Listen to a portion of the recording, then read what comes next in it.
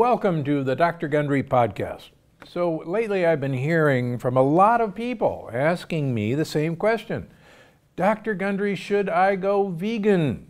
Well, as I discussed in the longevity paradox, there is scientific evidence that some vegans do live longer than their non-vegan counterparts. But does that mean that you need to go vegan to live a long, healthy life?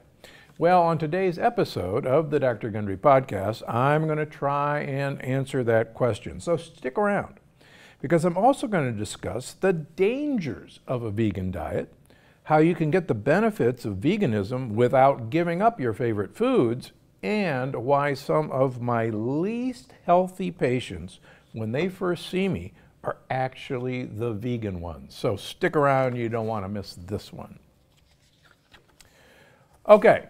Real briefly, what is a vegan diet? I can't tell you the number of people who meet me and describe themselves as, well, let's just use an example. I'm a vegetarian. I only eat chicken and fish. Seriously, I hear this all the time. That's not a vegetarian. I'm a vegan. I only eat eggs and milk. No, that's not a vegan. That's a vegetarian who's a lacto-ovo vegetarian. A pescatarian is someone who just eats fish as their source of animal protein. So a vegan forgoes all forms of animal protein, whether it's eggs, whether it's milk products, dairy, whether it's chicken, fish, meat in terms of beef. So that is a vegan. Okay, so why does cutting down on animal protein seem to have such big longevity benefits? Well, most of the research centers around something that I talk a lot about, but we're going to talk about it again. There is an energy sensing molecule called mTOR, little m, capital T, capital O, capital R, that's present as a sensor of how much energy is available for that organism. And originally we thought that mTOR was only in mammals. It turns out that mTOR is in all living things as far as we can tell, even little worms. And it senses not only the sugar available, but also protein available. And it's so sensitive that it's far more sensitive to certain amino acids. And most of those are the branched chain amino acids. Some people know them as BCAAs. And this is leucine, isoleucine. It's also sensitive to methionine, another amino acid that's very present in animal protein. And when it senses the building blocks of making cells, it tells the cell, hey, we got plenty of energy, let's make some more cells.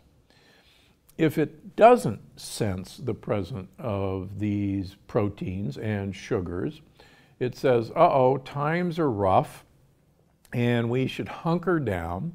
We should try to protect all of our essential workers and let everything else go by the wayside to try and stay alive until the next time food arrives. And quite frankly, your cells don't know from day to day when food's going to arrive normally. And just as a plug for the energy paradox, believe it or not, one of our problems in our society is that we are overfed and undernourished at the cellular level. So stay tuned for that. Okay, so back to mTOR. So we know that people who have mTOR that's highly stimulated will make a hormone called insulin-like growth factor. There's a very important word there, growth factor. And the other important word is insulin-like. It behaves like insulin. And insulin is also a growth hormone. So as I tell my patients, as we get older, I can assure you that there is nothing in us that we want to grow. And most cancers are incredibly stimulated by insulin-like growth factor as well as insulin. In fact, we measure IGF-1, insulin-like growth factor, in all of our patients every 3 to 6 months. And a high IGF-1 correlates, sadly, with the development of cancer. And a low IGF-1 correlates very well with longevity. In fact, if you look at patients, my patients and other people's patients in their late 90s, early 100s who are thriving, they run very low insulin-like growth factors, around 70 to 80. So you can have this test done, it can be measured. There's a little bit of lab variation I've noticed as we change labs in this day and age. But in general, a low IGF-1 is a good thing. So getting back to mTOR. In general, plant proteins are fairly limited in terms of branched chain amino acids in methionine compared to animal proteins. So one of the theories of how plant-based diets improve longevity is that you're not stimulating mTOR and you will have a low IGF-1. And in fact, I see this all the time with my patients. They'll do an experiment for me and they will really cut back on animal proteins, and that includes cheeses, that includes eggs, that includes fish, that includes chicken. And their IGF-1s plummet. They'll drop 50 points depending on the time period compared to their last one. In fact, we just had one this week who had been running IGF-1s of 200, 170, had a scare because of a cancer, changed over to a vegetarian diet, my keto version, and the next time we measured their IGF-1, it was 70. Went from 200, 170 to 70. And that's how powerful the stimulating effect of animal protein is. Now, they also got rid of fruit in their diet. So 2 things stimulate mTOR. Certain amino acids more prevalent in animals, and sugars. And fruit sugar is one of the things that will stimulate mTOR. Okay, the other evidence comes from the blue zones. And I've written about this extensively in the longevity paradox. And the blue zones have wildly different diets. And just to recap, blue zones were defined by the journalist Dan Buckner as places with considerable longevity compared to other places in the world. And I happen to have lived in the blue zone, Loma Linda, California for much of my career. And I'm actually the only nutritionist who has ever lived and worked in a blue zone. And one of the unique factors of blue zones is not the commonality of their diets. They're wildly different. The Okinawans eat an 85% carbohydrate diet of sweet potatoes. The Sardinians use 1 liter of olive oil per week. So wildly different from high fat to low fat. But what all of these programs have is they have very limited animal protein in their diet. Do some of them have animal protein? Absolutely. But if you look at the Loma Linda data, and the Adventists of Loma Linda now have been studied for pretty much a 50-year study now. And one of my colleagues, Gary Frazier, has been studying these folks for as long as I've known him. And the vegans of the very long-lived Adventists are the longest living of the Adventists. Now, they're followed by the vegetarians who are the lacto-ovo vegetarians. They're followed by the cheaters, as the way they call them in the Adventist Society, who eat fish or chicken. And so they've shown and published very good results that for every small uptick of animal protein of any source in the Adventist diet, you see an increase in heart disease, you see an increase in cancer, and you see a decrease in longevity. Now that's, doggone it, that's really too bad. There's another factor that I think bears mentioning. It's controversial. We could have an hour-long debate with one of the carnivore MDs about this, but it was a chemical called TMAO that was discovered by the Cleveland Clinic a few years ago. And this chemical is made by gut bacteria metabolizing animal protein, primarily choline and carnitine, into what's a chemical called TMA, which is then transported to the liver, and it's then changed to TMAO. There's a great deal of literature, primarily from the Cleveland Clinic, that elevated TMAO levels correlate with severity of coronary artery disease, with severity of hypertension, with damage to blood vessels. And there's some pretty good papers showing a pretty strong correlation. Now, the Cleveland Clinic found that vegans do not, in general, have elevated levels of TMAO for two reasons. Number one, they lack a bacterial population that manufactures TMAO. And they even proved this by getting some vegans to actually eat animal protein. And they, in fact, did not generate TMAO. So there is a bacterial community, if you eat a vegan diet, that is protective from making TMAO. Now, to the Cleveland Clinic's credit, some of the researchers said, well, now wait a minute. The Mediterranean diet has a remarkably low coronary artery disease rate, and yet the Mediterranean diet has fish, it has eggs, it has cheeses, it has salamis, there's meat eating, what gives? So they found that there is a compound in some olive oils, balsamic vinegar, and in red wine that is called 3,3,1-dimethylbutanol that paralyzes the bacteria that make TMAO from animal protein. It doesn't kill them, but it paralyzes the enzyme systems. And so they believe, and I think they're correct, that the reason the Mediterranean diet can have these animal products is that the olive oil, the balsamic vinegar, and the red wine in that diet have changed the bacterial ability to make TMAO. And so if you wonder why I have a lot of olive oil and balsamic vinegar and red wine, I'm paralyzing my bacteria so that I don't make TMAO. Okay, so far so good. Now, unfortunately, recently it was discovered that some deep water fish have TMAO already in their flesh.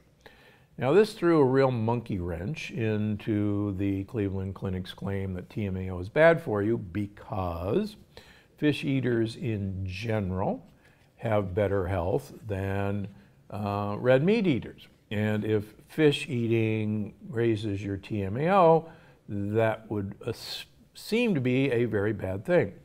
So interestingly, to save face, the Cleveland Clinic, when they measure TMAO, ask you to abstain from fish eating for 48 hours before the test so you don't screw up the reading. And as I tell my patients, well, if TMAO is bad for you and you're eating fish, wouldn't you want to know what your TMAO level is? So long story short is the jury is still out. There's a recent paper that suggests that TMAO may actually dilate blood vessels, so stay tuned. And by the way, I have 2 lifelong vegan patients in their 70s who have ungodly high TMAOs, and the Cleveland Clinic can't figure it out. We've tested them multiple times, and they are vegans with high TMAOs. So stay tuned. Are there other benefits to a plant-based diet? When you see the energy paradox, you're going to find out that We have a class of bugs that are really good bugs, I call them gut buddies, who absolutely positively love soluble fiber and fiber in most vegetables and in some fruits, that they convert into a host of incredibly important, what are called short-chain fatty acids. The most famous one is butyrate. And as you're going to learn in the energy paradox, butyrate may be one of the most important compounds that you can possibly have and generate. And it's good for your brain, it's great for your mitochondria, it's incredibly protective to your cells, and it's what's called a signaling molecule. It actually tells all of your cells, all of your mitochondria, that things are going great down in the engine room, down in your gut, and that, carry on and do great things. It's also a great energy producing substrate that your mitochondria can use and your brain can use. So, long story short, the more butyrate generating bacteria that you have, and the more you give those bacteria fiber in plants, the better off you are. Also, there are some incredibly important compounds in the cruciferous vegetables and the allium family, like garlic and onions and leeks, that make hydrogen sulfide. Now everybody goes, wait a minute, hydrogen sulfide, that's a poisonous gas. Well, and by the way, hydrogen sulfide is the rotten egg smell. It turns out that hydrogen sulfide follows a hormetic curve, and if you've read any of my books, hormesis is best defined by Nietzsche's famous expression, that which doesn't kill me makes me stronger. So exposure to small amounts of what might otherwise be poisonous or toxic is actually beneficial to an organism. And we found that in these hormetic compounds, none is not good, some is great, and a lot is really bad. And it's finding this sweet spot, what I call the Goldilocks effect in the energy paradox, of these compounds that really make the difference. And it turns out that hydrogen sulfide is an incredibly important gaso messenger. And boy, are you going to learn about gaso messengers in the energy paradox. So lots of really, really good reasons to eat plants and plants that have soluble fiber. As many of you have heard, the chicory family is one of the best sources of soluble fiber you can get. I happen to have my artichoke socks on today. If you're watching on video, artichokes are a phenomenal source of soluble fiber. I've got my carrot tie on today, and raw carrots are actually another great source of fiber. Please don't cook them because the sugar comes out. Okay, next question. Okay, this is a great question. So if vegan diets are so beneficial, why isn't everyone a vegan, including most of our ancestors? So that's another really great question. Let me give you, I've talked about this personal example. My wife and I were raw vegans for 9 months. I can tell you that I think both of us had the best health we ever had in our lives, but it was virtually impossible to sustain. And in fact, almost all raw vegan chefs, and I know a lot of them, eventually stop being raw vegan chefs. Multiple reasons. Number one, I travel a lot up until COVID-19, and getting off a plane, renting a car, going to a grocery store or a health food store and buying bags and bags of lettuces and vegetables and carrying them to my hotel room and praying there was a refrigerator is a pain in the neck. Finding a raw vegan restaurant is pretty hard to do. They do exist. So it's just very impractical. Number two, you have to eat a huge amount of plant material to maintain your weight. And this is something that gorillas know. Gorillas eat 16 pounds of leaves every day. And I challenge you to eat 16 pounds of leaves every day. You will be eating all day like a gorilla, and that's absolutely not practical.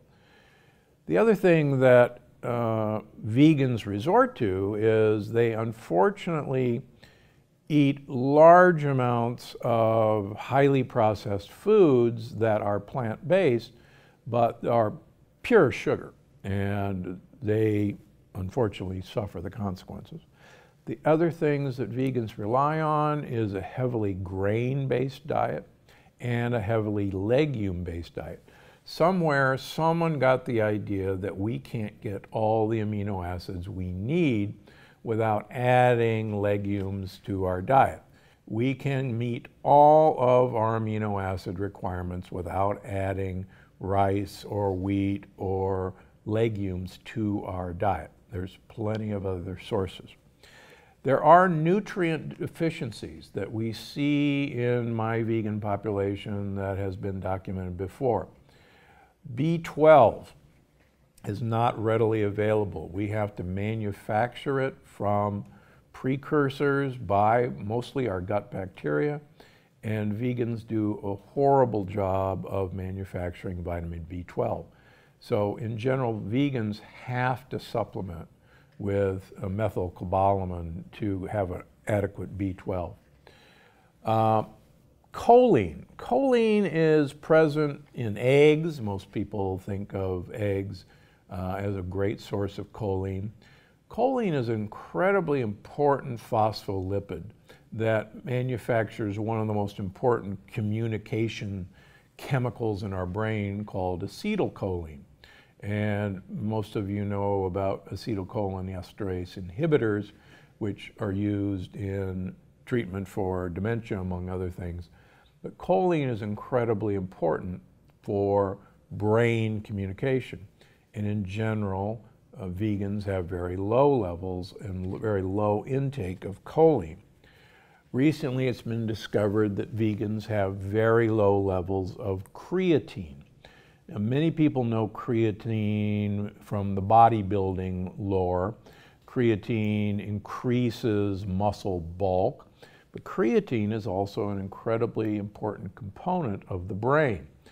And there have been very good studies that show that vegans have very low levels of creatine in their brain, and creatine supplementation in vegans will restore those levels to normal. And I think it's one of the not well-known consequences in brain health in vegans. Now, speaking of brain health, most vegans are under the mistaken impression that they can get their omega-3 fats from, for instance, flaxseed oil, which is an omega-3 fat. And they will manufacture the essential long-chain omega-3 fats from the short-chain omega-3 fat that's in flaxseed oil, which is alpha-linoleic acid. Unfortunately, we have a horrible, horrible system for combining short-chain omega-3 fats into long-chain omega-3 fats. And that efficiency is only about 5%. And when I first see my vegan patients and measure their EPA levels and their DHA levels, they're woefully inadequate. In fact, almost all vegans that I see who eat a ton of flax seeds, drink flaxseed oil, take flaxseed oil capsules, do not have an adequate omega-3 index. Now, I've talked about this in the longevity paradox. Our brain is about 70% fat, and half of the fat in our brain is DHA, that long-chain omega-3 fat. If you look at people omega-3 index, which looks at 2 months of EPA and DHA in our blood, people as they age who have the lowest omega-3 index, and I'm talking to you vegans, have the smallest brains, the most shrunken brains, and the smallest areas of memory, the hippocampus. And people who have the highest omega-3 index have the largest brains and the largest areas of memory. So what do? Well, the good news is there is now algae-based DHA and even algae-based EPA available. So there's actually no excuse not to get adequate levels of DHA in you, even if you are a vegan. So my recommendation is to try and get 1,000 milligrams of DHA per day, and it's easy to do with capsules. You'll read the label. The milligram on the front doesn't tell you what the DHA is. You got to look on the back. So get 1,000 milligrams. And stay tuned, because I've been doing some exciting research about another long chain omega-3 called DPA, and we'll be having an exciting announcement about DPA very shortly. Okay, now I mentioned in the introduction that some of my least healthy patients, when they first come to see me, are vegan. And a great number of my autoimmune patients with Hashimoto's disease, with lupus, with MS, with rheumatoid arthritis are vegans. Now, hold on, vegans who are listening to me, let me explain why.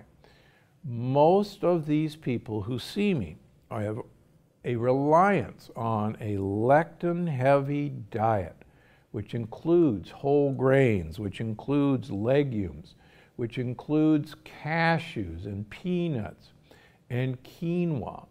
And a great number of them are gluten-free because they're convinced that gluten is a problem, but they're not lectin-free. And in March, I published a paper at the American Heart Association looking at people who were already on a gluten-free diet with leaky gut, who, when we put them on a lectin-free diet and removed these other troublesome lectin-containing foods from their diet, they not only sealed their gut, but their autoimmune disease regressed.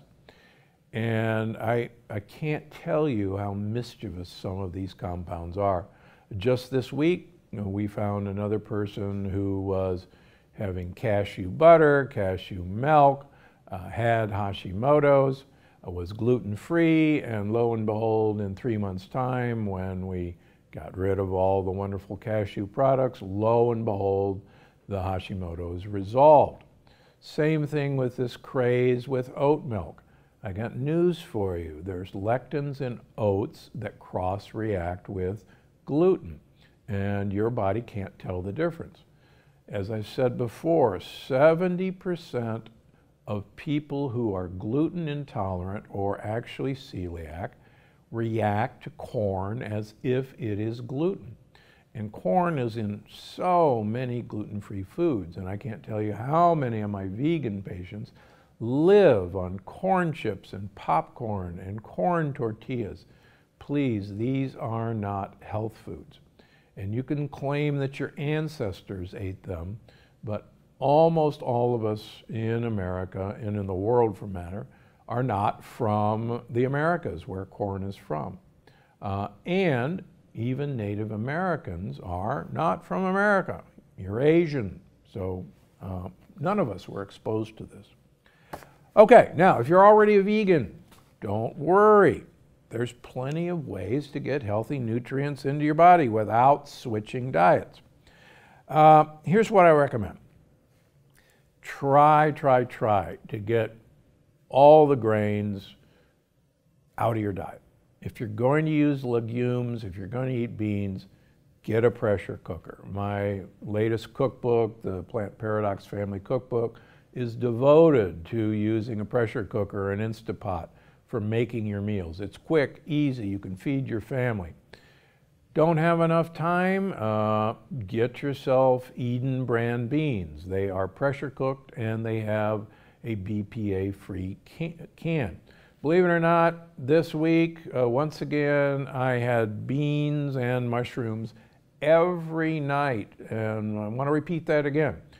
During the week, I generally eat a vegan diet, both my wife and I do.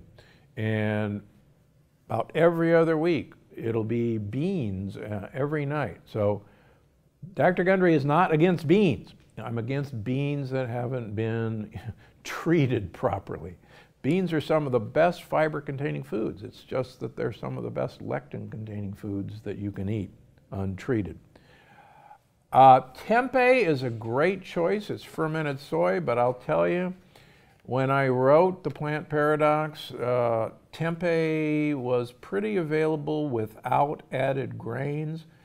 Now, for some obscure reason, almost every tempeh I find in all the stores, and I'm always searching every store I go into, have some added grain in them. So please be careful. If you can only find one with a grain, find the one with white rice. That's going to be the safest of a bunch of bad choices. You do not need these for protein, but if you're convinced you have to have some seed-based protein, there's plenty of protein in hemp powder, there's plenty of protein in hemp seeds, there's plenty of protein in nuts, and there's plenty of protein in mushrooms. So there's lots of options for protein. If you're a vegan, please, please, please get yourself some methylcobalamin, put it under your tongue sublingually, and please get algae-based DHA. Do your brain a favor. And I would highly recommend getting a creatine supplement. There are vegan sources of creatine. You won't break the rules by taking creatine. Okay, now I promised in the beginning there is a way to get all the benefits of a vegan diet without being a vegan. And I've written about this in The Plant Paradox, in The Longevity Paradox. I've done an entire podcast lecture on this. And if you really want more details, go to podcast episode number 104, all about the fasting mimicking diet, the vegan fasting mimicking diet. Now, this diet and this research was done by my colleague and friend, Dr. Walter Longo from the USC Longevity Gerontology Center. And what he found, both in animals and now in human studies, that you can mimic the effect of calorie restriction, you can mimic the effect of a vegan diet if 5 days in a row, once a month, you eat a low-calorie vegan diet of anywhere from 800 to 1,100 calories 5 days in a row. And he's shown that this has dramatic effects on limiting mTOR, on limiting IGF-1, on stimulating stem cell growth, and actually potentiating your immune system to actually go after cancer cells. He's also recently shown that the fasting mimicking diet will potentiate the effect of chemotherapy for cancer treatment. And this is actually very exciting news. It sets up cancer cells to be, in a way, more hurt by traditional chemotherapy and immunotherapy. So, long story short, 5 days a month. No, you can't say, okay, every Monday I'm going to eat a vegan diet and I'm going to do it every Monday and that'll be 5 days. You know, that won't work. You got to do it 5 days in a row. And the good news is that's, come on, that's Monday through Friday or Sunday through Thursday. Once a month. And it's actually a really easy, doable thing to do. And the good news is the guidance is in the Plant Paradox, the guidance is in the Longevity Paradox. We got the meal plan for you. They're easy to do, and what an easy way to be a pseudo-vegan and reap the benefits of veganism without the difficulty, let's put it that way. So that's our wrap on the vegan diet. There's a lot to like about it if you do it right. There's a lot that I see in my early patients wrong with it because the choices are unfortunately incorrect in most American vegans. I, as you know, travel the world. There are some very successful vegan diets in China, in Japan that I've studied. There's even some very successful vegan diets in Italy that I've studied. They eat totally differently than we do as American vegans, and we ought to learn from that. Okay, it's time for the audience question. This week's question comes from Heather Campbell on drgundry.com. I like this. I am so hungry in this phase 1 to 3 day cleanse. Do we have to stick to exactly those portions or we can have some more? Well, actually, if you read the fine print, it says that here's some snack options for when you really get hungry. But as you're going to learn in the energy paradox, and as I tell all of my patients, particularly early on in these programs, I want you to embrace the hunger. We actually have been conditioned that if we are hungry, there is something horribly wrong. And I can tell you from the energy paradox that hunger is one of the most useful things that's actually been taken away from us because big food companies have brainwashed us into thinking that hunger, even a little stomach growling, is something to be avoided at all costs. And I assure you our ancestors were hungry. And we're hungry for a great deal of time. And it actually helped them survive, and you're going to find out you're going to get more energy by embracing the hunger than feeding yourself during those times. And you're going to be shocked for why that is. So, if you just can't make it through, as I told you before, nuts are still one of the best ways to get through this period. Have a half an avocado. It'll work great for you.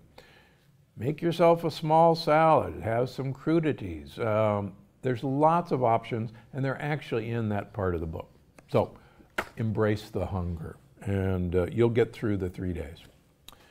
Okay, now it's time for the review of the week. This week's review of the week comes from Heather Carlsberg on YouTube, who writes, I am so beyond grateful and appreciative for you, Dr. Gundry! Exclamation marks. The information you provide and share consistently and freely is phenomenal, life-changing, and health-transforming. So appreciative for you, and I tell everyone I know and new people I connect with all about your work, the plant paradox, and all your Dr. Gundry YouTube videos. Well, thank you very much, Heather. That's why we do this. That's why I take time out of my busy patient schedule to make time for you. Because, as you know, I'm Dr. Gundry, and I'm always looking out for you, Heather, and everybody else. That's it for today. See you next week. Before you go, I just wanted to remind you that you can find the show on iTunes, Google Play, Stitcher, or wherever you get your podcasts. Because I'm Dr. Gundry, and I'm always looking out for you.